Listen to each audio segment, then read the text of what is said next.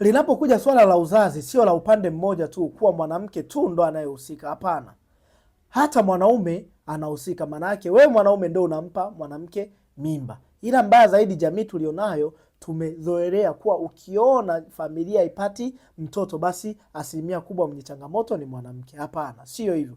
Wanaume siku hizi wana changamoto ya low sperm count. Wanaume wana changamoto ya azoospermia. Wanaume wana changamoto ya life mortality za mbegu. Kana kwamba huyu mwanaume anaweza akashiriki na akafika vizuri kileleni, vizuri tu akajiona rejari, kumbe mbegu zake zina hitilafu.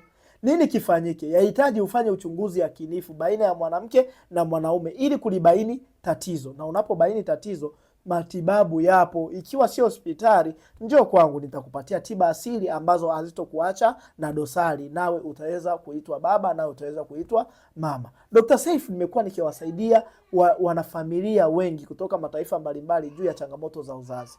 Ukiniona hii video leo, hakisha una follow na kushare kwa mwenzako.